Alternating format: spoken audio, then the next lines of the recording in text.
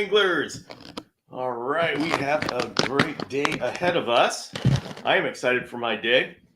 I woke up.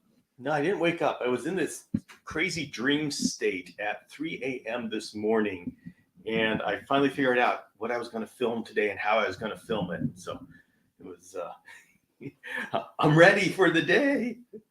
All right, let's see. Hey, Jenny just came back from the Hom Show. How was it, Jenny? What did you see there? Oh my goodness, we got a lot of people here. Thank you, everybody, for showing up. Hello, Tia. Hello, Tia. Lay had 6 baby panthers born last week. That's right. I am never late. See, Eliza Ann knows where it's at. She's got it down. Hey, babe, it was on your dresser. Oh, thank you. Oh, hey. Hello, Dr. Bob. I think that's Dr. Bob. So yes, Jenny, we'd like to hear what kind of things. There we go. My audio is going to be much better now.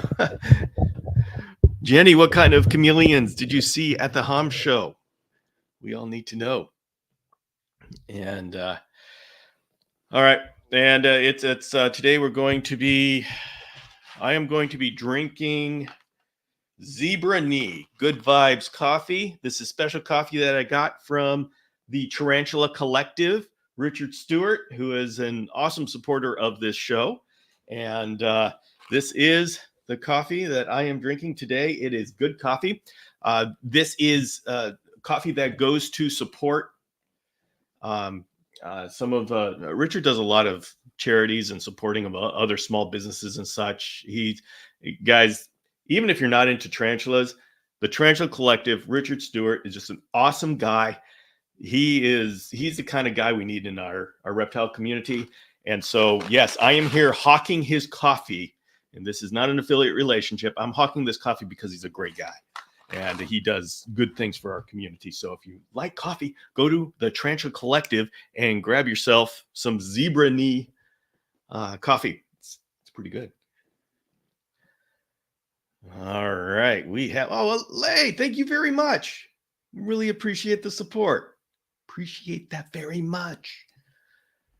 Thank you. Bill, I listened to a podcast last night that talked about a cross breeze for other animals. Cross breeze. Is this something we have explored for chameleons? Is there a difference between that and the chimney effect? Cross breeze for other animals. You mean like breezes? Getting airflow. We get airflow a number of different ways. One of the nice ways of doing it, there's a podcast I did with and of course, the name is escaping me. My friend who lives in the Netherlands and is breeds a lot of really rare Mario Youngman. Yes, did an interview with Mario Youngman, and he does a lot of fogging and has hybrid enclosures. And so what he does is he puts fans on top of the cages and blows across the top of the cages, and so he has all of this airflow going. And so yes, breezes are very good for chameleons, and it's just part of the balance that we have to do between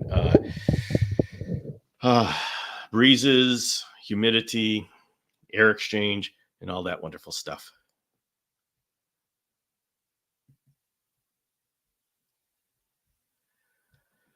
All right, how do I get my chameleon to take his medicine? He's learned every tactic I've tried to get him to take it. He even tries to go sleep early. You do not realize how smart chameleons are until you have to give them medication. You will go into their cage the first time, and they will gape at you and scare you away. You'll squirt something in their mouth. Next time, they'll go gape only halfway to you. You squirt something in their mouth. Next time, there is no mouth opening. And they figure out how to counter every single trick that you can throw at them. They are very smart. Now, I haven't heard about them trying to go to sleep early to avoid medicine taking, but that is certainly within their realm of figuring out. You are unfortunately going to have to encourage him to open his mouth, and that may require you holding him gently but firmly in your hand uh, and touching his nose. I like to come across. Let's see. I did this in one of my vlogs, but it was really hard to see what I did. But I put my fingers and my hand on top, which is uncomfortable for them, and I say never to do. But in this case, we want them to be uncomfortable because we want them to gape, and all they have to do is gape, and then we will go away. But I have them in my arms. Sometimes I have to have them on my chest. Here, I'm going to have to take this off. So I'll have them on my chest, and I'll put my fingers around so they come across like right across here, around their nostrils. I'm not a chameleon, so it's not going to work well. And sometimes that gets them to open their mouth. But yeah, next time they won't do it. So it's like you almost have to change it up every time when you have some of those very, they learn. Like veils and panthers, really good at figuring out how to thwart you in your evil efforts. Jeremy from Belgium. Excellent. Well, good. Good. Welcome, Jeremy. Really glad to have you. All right. Hey, Bill. Sorry to start this way. Uh-oh. Troy, what are you bringing? Our 4.5-year-old female panther, her health has declined over the last 2 months. Our vet is involved. We did a month of subcutaneous injections. She has eggs. Okay. Let's see. Not holding weight. She's hydrated. We found her a couple of times, eyes closed. We're afraid it's her end and we have no direction to go. Vet is involved in the loop. Troy, yeah, that you're 4.5 years old. That's old for a female panther. Certainly, I expect that we should be able to keep them as long as males, as long as they're not producing eggs. But yours is producing eggs. Sounds like there's complications. And it's one of those things that there's no set path here. You just got to play the cards you're dealt when you're dealt them, and make your best decisions as the information comes to you. And at this point, yeah, you're I'm not there, but you are telling me things that concern me for her health, and I've seen this before, and you know. The best you can do is be with the vet and constantly monitor. Your vet is there with you. And I wish there was an easier and more satisfying answer than that. But this is the reality is, yeah, we all go through this. And 4.5 years, that's for a panther female that is laying eggs. You're coming to what we generally see as their life. I have one that is going on 6 years old, I believe, but she's never had eggs, so she's still bopping around, but she's never had eggs, and that takes a lot out of a female. Okay. Jenny says, usually you only have panthers and veils, but this time I saw, Parsons and Jacksons. Nelly, Dilepis. Ooh, that's a new one. We usually don't see Dilepis, Percassia, even a male Lateralis. Okay, wonderful. That's a nice spread. Now I would wonder how much, Jenny, how much of those are captive hatched and how much of those are wild caught? I'd be very interested in that.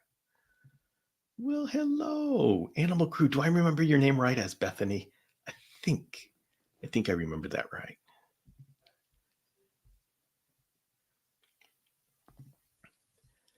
So, but mostly, unfortunately, from Czechoslovakia or other East European vendors from which I would not recommend buying. Okay. All right. Hello, John.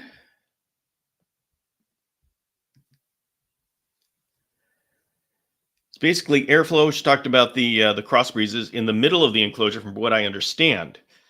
Just wondering if you know what it's just yeah, whenever you have crossbreeds are good. Uh, I'm not sure the context of which you were hearing about it, but I mean, I fully support crossbreeds. They sound great. What's the context? Why the question? Airflow is a common thing that we try to get, and having some way to make a crossbreed is one way of doing that. So I'd be interested in the context of your question. Hey, Mike Chan. Hello. Hello, Ty. He loves his medicine. Joanne has a veiled chameleon that loves his medicines. What the heck? Uh, Zebra Knee Coffee shows as sold out. Oh, no. You say other interesting items there. Okay. I haven't checked lately. So I got my Zebra Knee. Excellent. Excellent. All right. Just going through, trying to keep up with the chat here. John's asking, where do you get your chameleon from to start breeding? John, that is a good thing to get plugged into the community and to see who's around you. I think I saw up there that you were from the UK.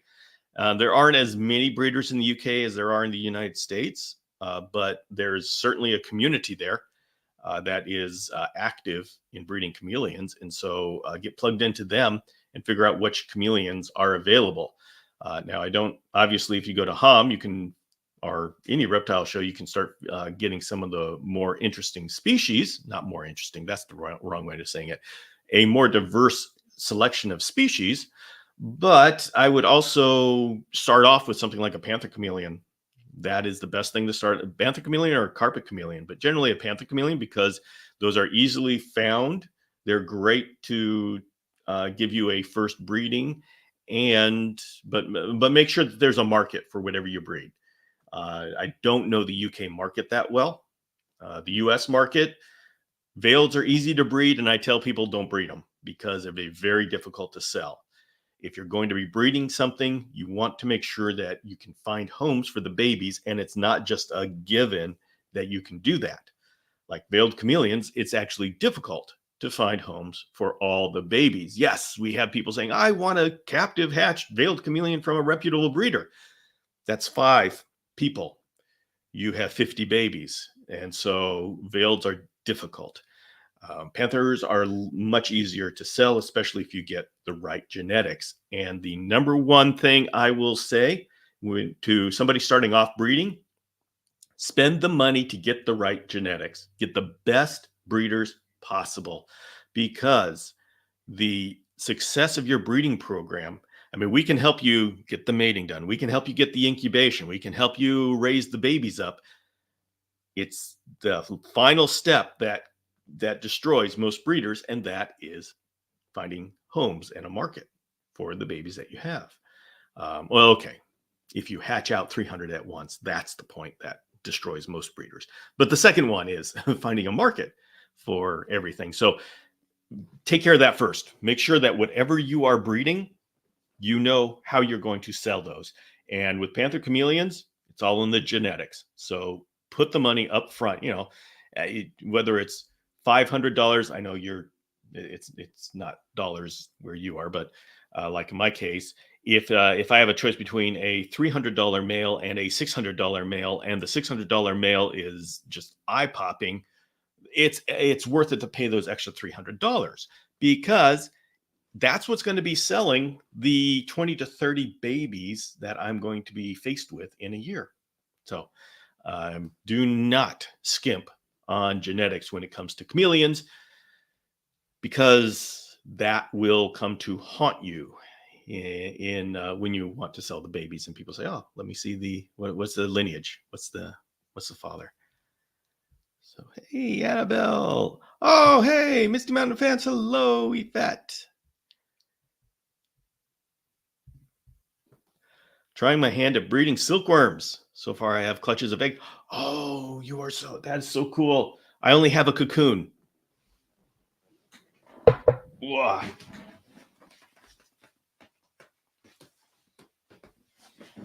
Showing off my cocoon. That's my silkworm cocoon. So I don't know if it's gonna. I don't know if I'm getting a moth out of that, but I'm gonna try, and I'm gonna try to do a couple of more of them. Oh, Joanne, I missed this. I missed this. Thank you very much. I really appreciate the support, Joanne. Thank you. Thank you. These are super stickers, Leigh and Joanne. Thank you very much for your support. And for people wondering, those are super stickers on YouTube. They allow you to hit a super sticker and support the live session. And so that's what those are. Let's see. I have a male and female. They were from two different breeders, one in Nottingham and Leeds.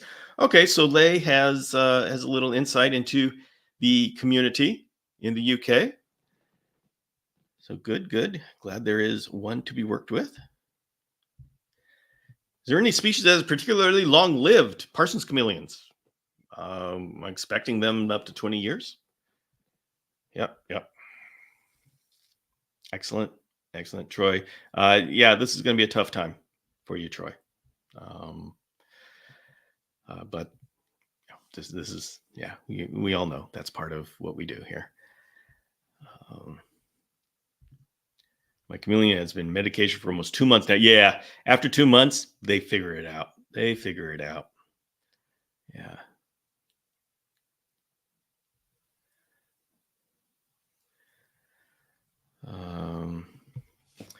Anyway, we can show you your cages on Instagram or something. Would love to show you my cage before I get my chameleons. I don't do a whole lot of analysis. If you would want to do, I think maybe I can do an episode, a video where I just have people send me. How about this? We'll do this. I will open it up. I will do a cage analysis video and this is open to everybody right now. I'll do a cage analysis video from one of my vlogs, and I will take, if you send me your cage picture to bill@chameleonacademy.com, and you allow me to put it in a video so everybody can hear my comments, I would love to do that. And you can tell me if you want your name attached to it or not. I can say, thank you, X, for sending this in, or else I can do it anonymously if you want, if that's better. But I would like to do it to where I can share with the community so everybody can learn from it. That is, I would be open to that. So if anybody wants to do that, you can send it to bill@chameleonacademy.com, and I'll put them together and do it in a video. Maybe I'll do it on a video this week. I could do it this week. Yeah. I don't think I can part with my new babies. Leigh, I know exactly what you mean. I have so many chameleons because I just couldn't send them anywhere. Alonzo, how does the Cristatus project goes? I really don't have a project. I just have a female that I mated a long time ago, and she didn't give me any eggs. And so I thought, okay, it didn't take. And then now she's starting to show a little rotundness. So whether I get eggs or not, I don't know. So big question mark on that. I didn't know I had a project until she just started getting big. So maybe I have a project now, but I don't have genetics. I only have one bloodline. So the one she was mated to was older. He died like last year. And so right now I just have one bloodline. So, but you know what? They make great pets. If anybody's interested in them as a pet, then, well, when they hatch, then we'll talk. But so it's a big question mark. I don't know.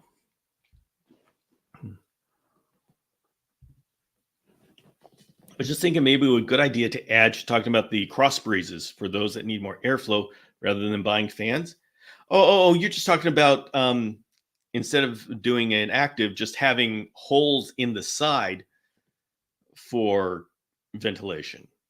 And I mean, you can do that, but really, the more holes you put in, if we're talking about a 2 by 2 by 4 foot tall cage, you're not. It's really easy to lose the benefits of the solid side cage if you put in just a little bit more ventilation. I mean, you saw how on the flip up service door, I covered it up to about 1 inch. You'd be surprised how much ventilation you get when I just take off all of that window insulation and just leave the entire panel free. There's a whole lot of ventilation. So, um, yeah, I mean, the more ventilation you give, the less control you have over what's on the inside. So it's a complete balance. I mean, the perfect thing would be to have a screen cage in a temperature, environmentally controlled room that has the humidity that goes up and down at high humidities. So it's a balance. It's a balance.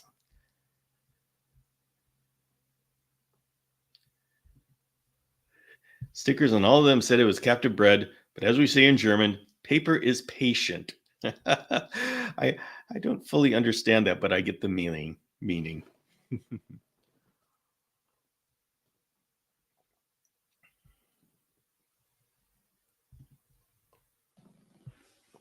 Okay, John was interested in breeding chameleons.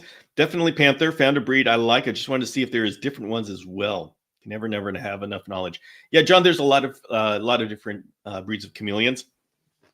The challenge is when you get an exotic breed like Kaluma brevicorn, which is really cool and it has the occipital lobes. When it comes to selling all the babies, you would be surprised at how hard it is to sell these exotic species that only 5 people know what it is.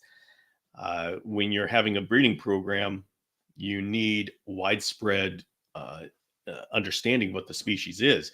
And we have so many species that we've lost in the United States because there weren't enough people who knew what the species was to appreciate it and pay what it would take. And that's what happened with Triosaurus deramensis. If you have a deramensis, people are saying, oh, wow, that's new. But there's a certain point where they're saying, yeah, but do I want that more than a panther chameleon? Someone like me, absolutely. I'd fall over myself. I'm one of the first 5 that come to your doorstep saying, this is awesome and we'll pay the price that you need to charge. After the first 5, and I'm pulling these numbers out of the air, after the first, we'll just say 5, then it starts to get a little bit, getting into the people who don't understand how special it is. And so they're comparing it to the panther chameleon and saying, do I want to give up the colors? Well, let's see what's the difference in price between the two. And then there's the other section that has no idea what rarity is. And they just say, okay, pretty colors, I want that. So the exotic species, the more rare species, are very cool and fun. They're just extra hard to sell everything. And yeah, as long as you go into it understanding the challenges and the risks, that's fine. I mean, yeah, if you look at me, I've got brevicorn eggs back there. Everybody, we need to check the brevicorn eggs. There we go. Now, I've been a little bit worried because the house has been cold. I don't have these in an incubator. I have them at room temperature. They diaposed in a wine cooler. And so I'm worried about it being a cooler in the house. And I'm hoping that doesn't, if it delays the hatching, that's fine. But I'm hoping it doesn't hurt the hatching. So we'll see. We'll see.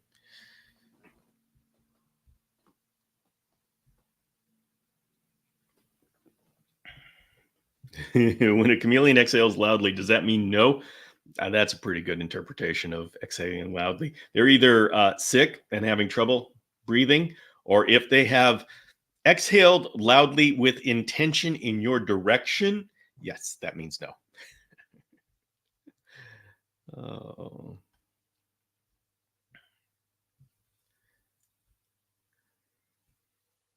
Let's see. All right, Bethany is going to be trying to hatch out praying mantises. Excellent. All right.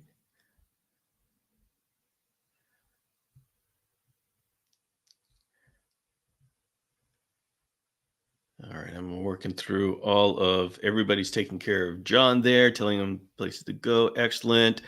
Stephanie, of course, has been here all along. Thank you very much for making yourself known. But yes, you're all here. So, oh yeah, John, if you are on Facebook, you can go to the Chameleon Enthusiast Facebook group. Steve Hefner is an admin there, and they are very good at helping do cage analysis.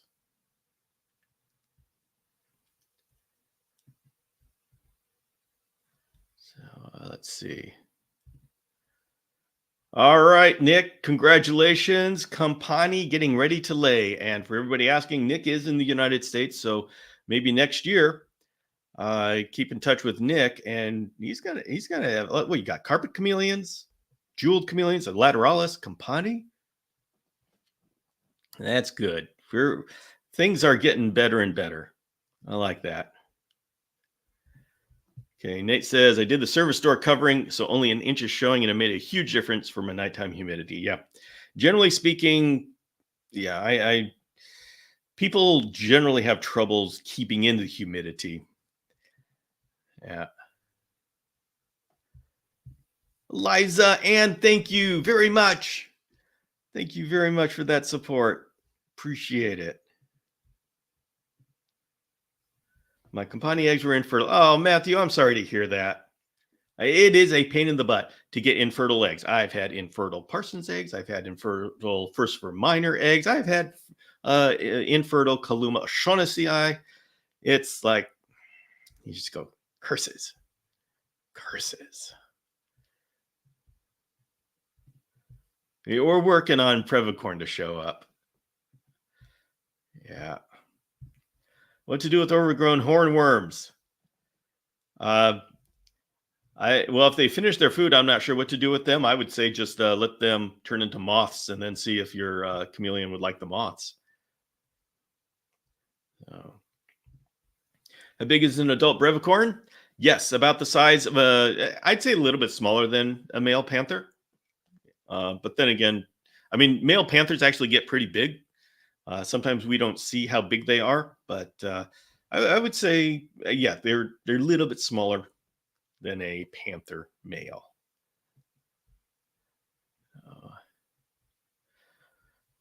All right. Wow. Okay, going through all the chat here.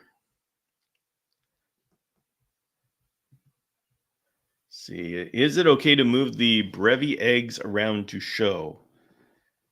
I'm OCD to move the lateralis egg in container. You mean? Oh, you're talking about me pulling that out? Yeah, that's fine. Yeah, as long as I don't trip and fall and throw them across the room, they're going to be fine. That's not an issue. The Facebook name of the group that I recommend is the Chameleon Enthusiasts, and the is part of the name. Yeah.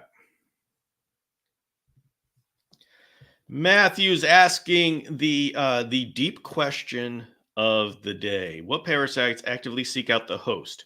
Do pinworms actually crawl out to find their host? Matthew, hookworms will actively seek out. Now, what hookworms do, and this is a whole story. We'll just sit right back. You hear their tail. Uh-oh. Where's my... I may have to go look for my power cord. Where did my power cord go? So hookworms are the ones that once the eggs go out in the poop and then the worms hatch. in the poop, go through a molting, and then they leave the poop and they travel to find the feet of either a dog or a human, depending on what kind of hookworm they are, and then they go in through the hair follicle. Now we have reptile hookworms. The question is, do the reptile hookworms search for their host? And being that the other ones that actually search for their host go in through hair follicles, the question is, did the reptile hookworms, do the reptile hookworms do the same thing? And that is not clear yet. And you can make an argument for either way. At what point on the evolutionary scale did traveling to go find your host appear? I mean, if reptiles and scales were around longer than hair follicles, then you could make the argument that it's reasonable to say that the ability to search for the host and go in through the hair follicle was developed after the mammal hookworms broke off from the reptile hookworms. Possible scenario. But if the reptile hookworms broke off from the mammalian hookworms, then it would be reasonable to suspect that reptilian hookworms would be able to travel and look for their host. And so that is an answer that I would like to know about. I would like to know that answer. I haven't been able to find that answer.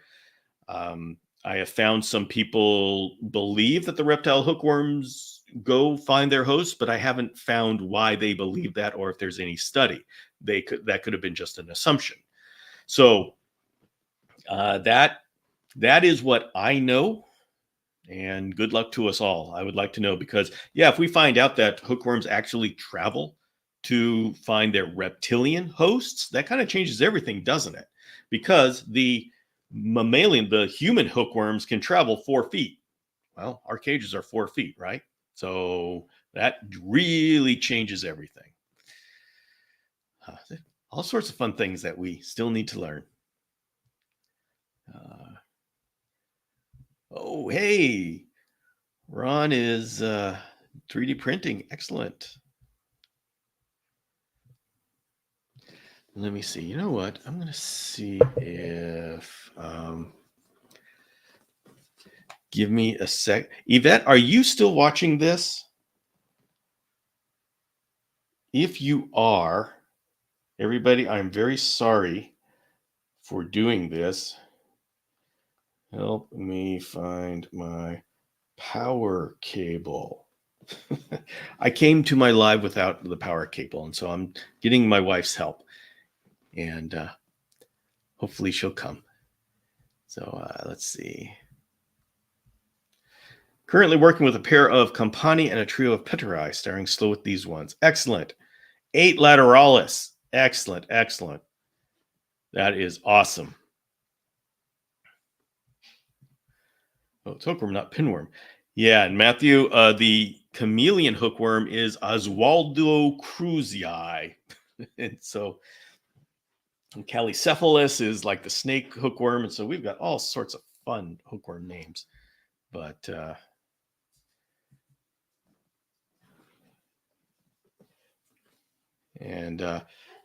let's see if that. Oh, did you find it? Is this it? That's it. Thank you so very much. You know what? Yvette is the one who supports the show, brings coffee, brings power cables. Couldn't do the show without her. Makes me happy. Okay. So most infections would come from dirty feeders that have walked on poop. Yes. Yes, I would say that is the bulk of what our parasitic reinfection within the cage would come from. And so we have 3 ways that we can break the parasitic life cycle. We can kill the parasite, medication inside the chameleon. We can remove the eggs, as in remove the poop, be very good with cleanliness, or we can prevent the feeder insects from having contact with the poop. And so keeping those three things in mind, we actually, us chameleon people are actually in a really good position to break the parasitic life cycle. A lot better than the poor bearded dragon or field dragon people that where the uh, the animal is actually down on the ground with the poop and running around. And so, us with our chameleon way up high and our plastic floor that is easily cleaned, we actually have a pretty good way of removing parasites. And maybe with a little bit more investigation, and can figure out what the life cycle of these are, how long each of these parasites live, and maybe medication isn't always necessary if we really dial in our knowledge of each parasite. So, not going to recommend anything. I'm not going to recommend not doing medication, but these are, once we learn more and more about these parasites, our options available to us increase. And so that's one reason why it is so important for us to keep learning. Keep learning. Yeah, coccidia is one of those. They just have the oocysts that sit around waiting forever to hitch a ride with something to go into the mouth. So yeah, I think the biggest wild card actually is if they rub their cloacas against the branches that they're walking on, and then they do that licking thing on the branches that they're walking on. Now, Matthew, here's an interesting conversation I had with Jonathan Hill, and we're talking about chameleons that try so very hard to poop in their feeder dish. Why in the world? I mean, I've caught my panther chameleon hunched up over a feeder dish to poop in it. It's like, okay, now you're really trying. This isn't an accident. What is up with this? And Jonathan has shared some of his experiences of chameleons that when they have a parasitic infection, they're more likely to poop on the leaves by their perching branches. And so raises the question, how much of behavior modification is going on? Do the parasites put on the chameleon? And we know that parasites modify the behavior of their hosts to some degree to ensure their survival. And we know some flukes they get into fish, or as a fluke, some parasites, they get into fish and then they need to the next life cycle is a bird, so then they make the fish swim on its side, and they really just mess with the fish's brain, so the fish swims on its side and so reflects the light, so the bird comes down to eat the fish. And so that parasite has essentially made the fish commit suicide. Parasites make insects commit suicide by making them jump off of, they really do mind control and make them jump off into the water, so the insect dies, but the parasite is now eaten by its next host. Toxoplasma, it works on humans as well. It makes us immune to the smell of cat urine. I mean, that's what it's meant to be for rats. So the rats will get eaten by the cats, but it also works on humans. So it is, not only is it not out of the question that our chameleons modify their behavior with a parasite load, it would be surprising if we didn't find something to that effect with a chameleon. You ever wonder if a chameleon's up 20 feet, 20, 30 feet up in the trees, how in the world that parasite who is specifically targeting that chameleon species, that the eggs fall down in the poop, how in the world do they get back up to the chameleon? Is it really dependent upon flies? Well, maybe they do a little behavior modification to where the chameleon poops in the branches and trees, and the leaves up where the chameleons run around. So these are all things for us as chameleon enthusiasts and junior scientists to think about. and see, what do you suppose we are finding? So,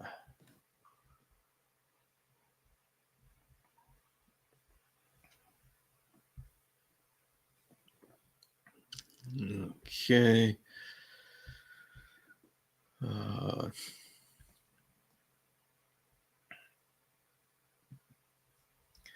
I know it's our ultimately our decision choice talking about the female who's having trouble. We are at a crossroads of running to the local ER or waiting for a response from our vet for the next action for a sick female. The ER vets told us we know more than they do. Troy, yeah, at this point, the question is what can be done. Is she having problems passing those eggs? That's something that you can have surgery to do, to take care of. You can have oxytocin given so she can pass the eggs if there's some mental thing that's going on that's keeping her from doing it. She can be spayed, but if she's already closing her eyes, the chances of her surviving that surgery are not that great. So, yeah, before you go to more doctors, figure out what exactly would you like from them to do, because at this point, I can tell you the chances are nobody knows the magic word, and there aren't any tests that, I mean, if things start to fail, the blood tests, which I don't know how long it'll take to get the blood test back, will say things are failing. Okay, so what do you do about that? So, at this point, think about, I mean, what really a vet could do. It may be that you have to just wait and see when you have more information. And I know at this point, waiting is not something that you really want to do. But at this point, the vets, I don't know that the vets can give you any different an answer unless they get more information.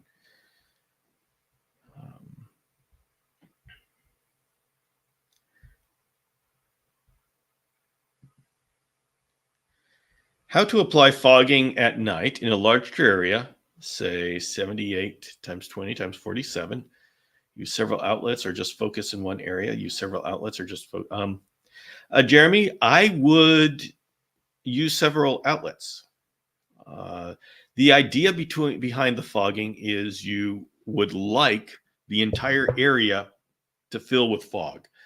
The whole column of fog that we get, especially in screen cages, is not the natural way. Yes, chameleons will gravitate towards that, but I don't think it's them gravitating towards it because I think it's because it's better than being dry at night. So more outlets, that's a pretty healthy area. So yeah, you're going to have to do a whole lot of fog.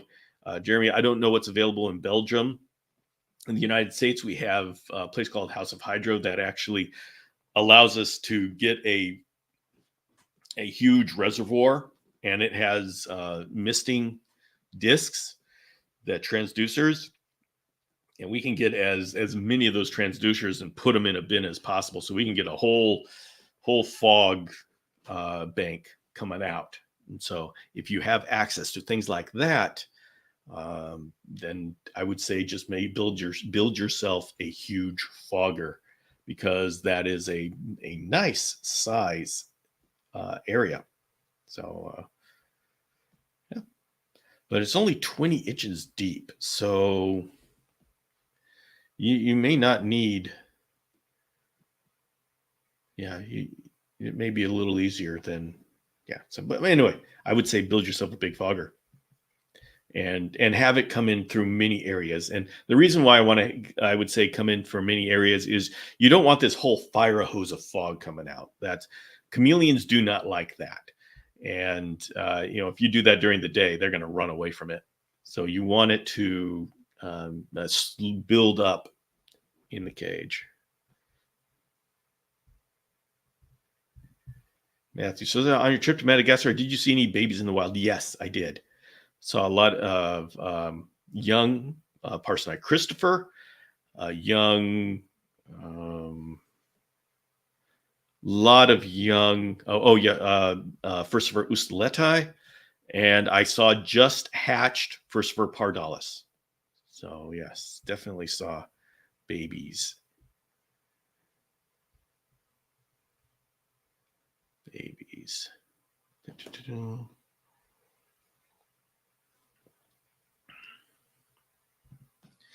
Does anyone in the hobby still work with Triosauris daramensis? What happens to a species in captivity when imports become banned? Are we just SOL? There are Triosauris daramensis is bred in the European Union still.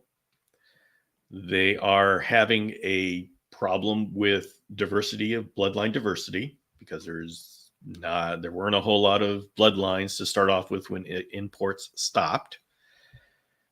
What happens to a species in captivity when imports become banned? Generally speaking, they disappear.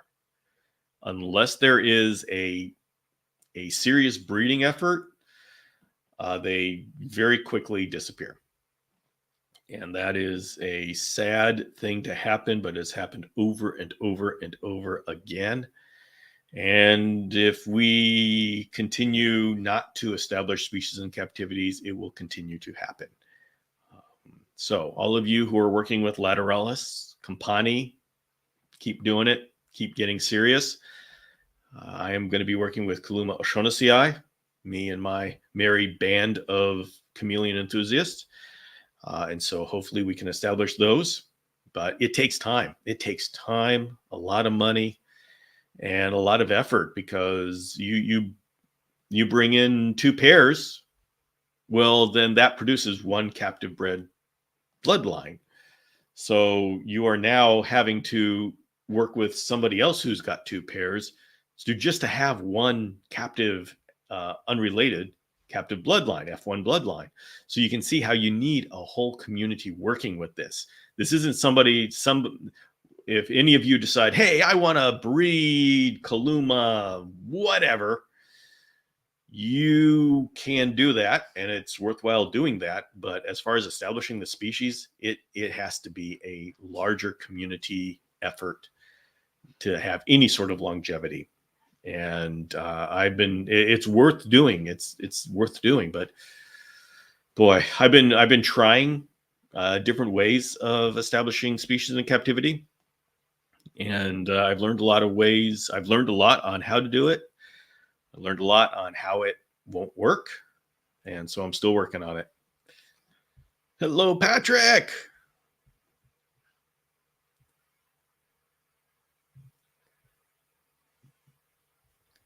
My fog never stayed in the enclosure. Started fogging and would go right through the screen door. Yes. For fogging to really stay into an enclosure, you need to have it very, very enclosed.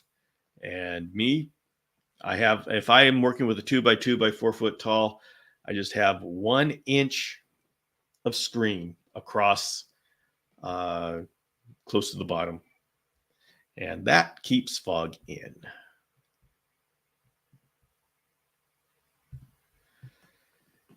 Love to see an amphibian arc turtle conservatory groups for chameleons, especially for the situation.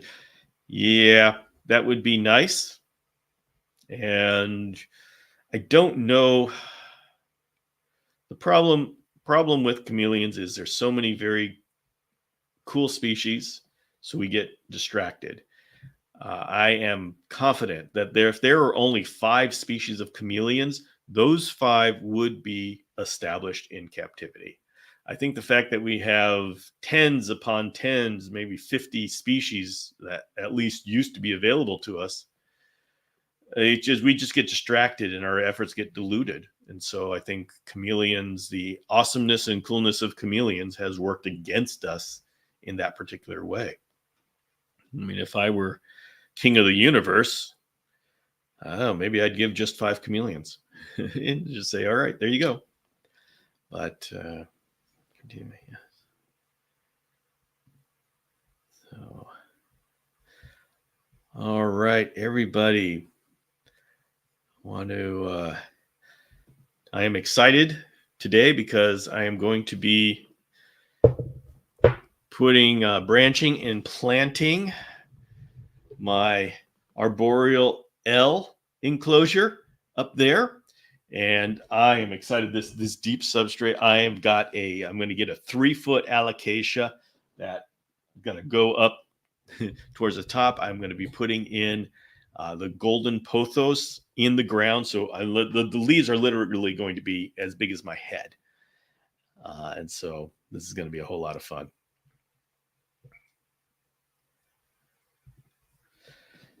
Do you have any Xanths right now? I do. I have females. I don't have any males at this point. And I lost my males to temporal gland infections when we had our heat waves come through here last summer. Yeah. So right now I have a number of females. One of them threatens to be gravid, but she does this off and on. So I don't know if I'll ever get babies out of her. At this point, I'm good with my females.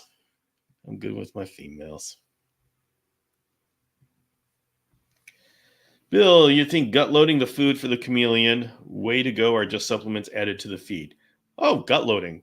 I do both. Gut load the chameleon and supplement the feeders. The thing is, we don't know anything about. I mean, we've got a lot of people who talk about all the insight and what you should do with nutrition, but the fact is, nobody really knows what happens to how the cricket's body and the dubia's body processes what we give them and what actually gets into the chameleon. And so this is a lot of shooting in the dark here. But yeah, gut load and supplement.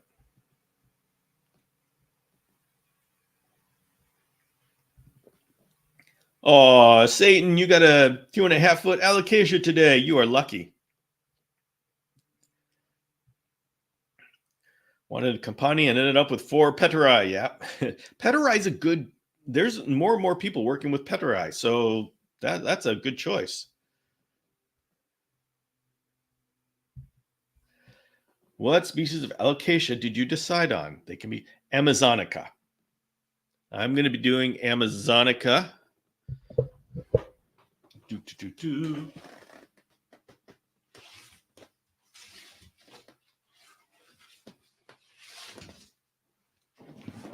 There's my Amazonica that's going to be going in there. This is one that should grow 3 feet tall. It is dripping all over me.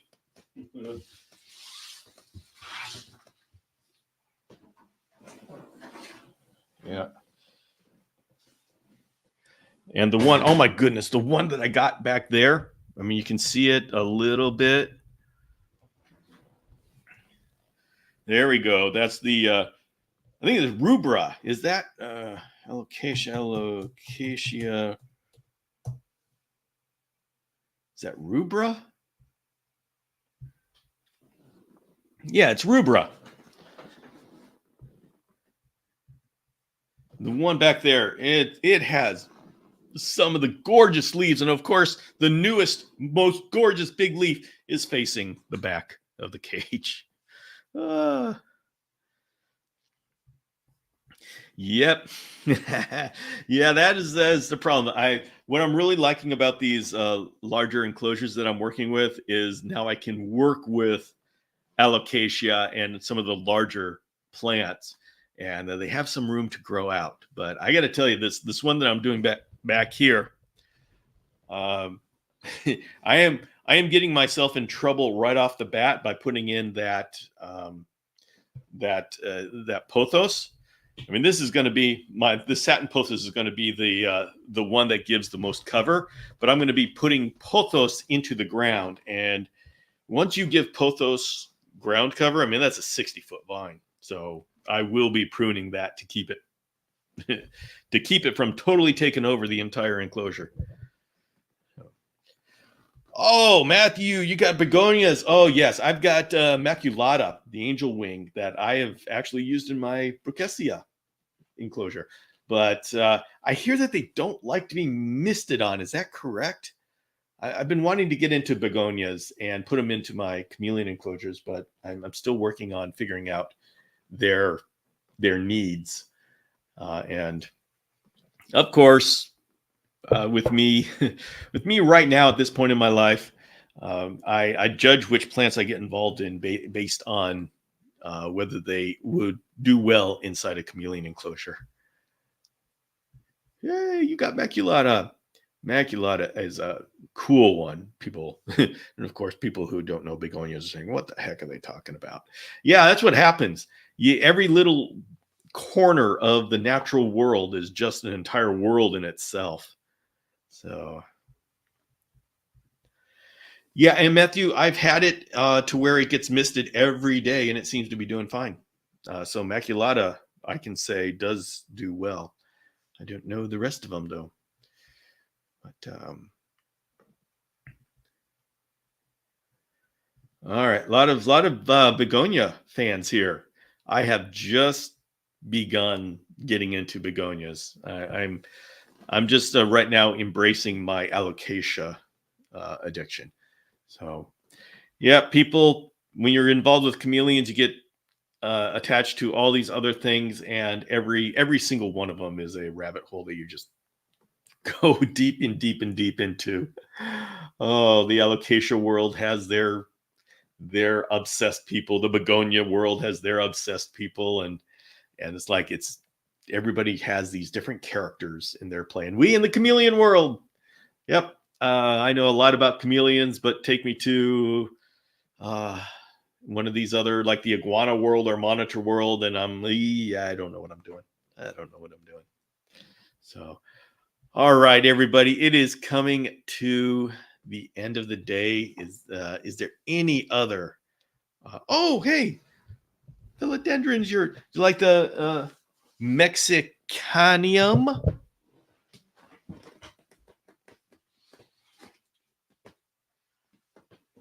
This is my philodendron. This Mexicanum that will be going into my new enclosure. So yeah, this next to a golden pothos in the ground. Yeah, I've got some trouble that I'm signing up for.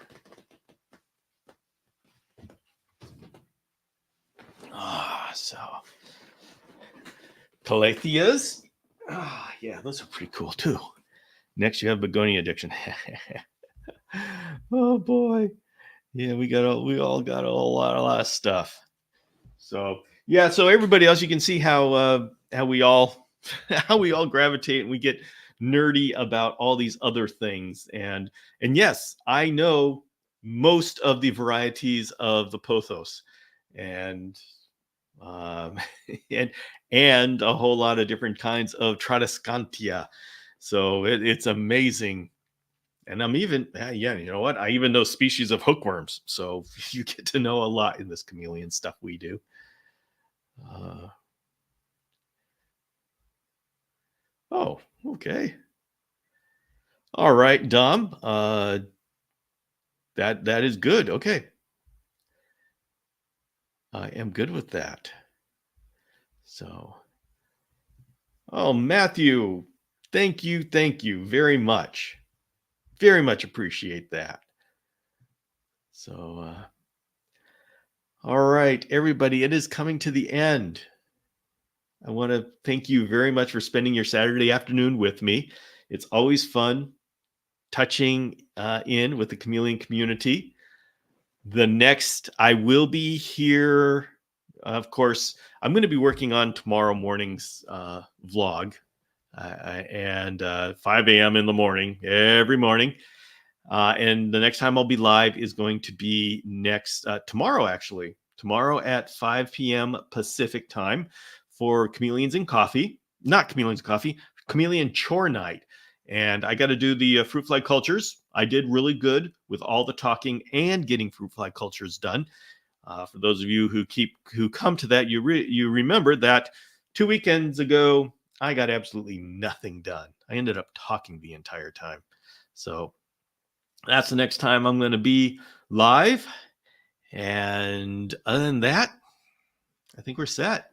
I'm coming to the end of my good vibes zebra knee, which yeah, I heard that somebody checked. They're out of stock right now. But check out the Tarantula Collective. Richard Stewart's a really good guy. So, oh, thank you very much. Really appreciate that. Thank you. Thank you. Thank you. And that's got to be Bethany, right? Right? Do I remember correctly? I need to remember correctly. Oh man, I for everybody wondering, I try to know the people who come often. I try to know the names, and it's like there's a YouTube name, there's an Instagram name, and then there's a real name, and sometimes there's a Chameleon forums name, and so it's kind of fun seeing if I can remember everybody's name. So, all right. So, and thank you very much for those who were joined from Germany, Finland, and Belgium, and the UK. I really love having an international group here, and I will see you all the next time you join in on the Chameleon Academy.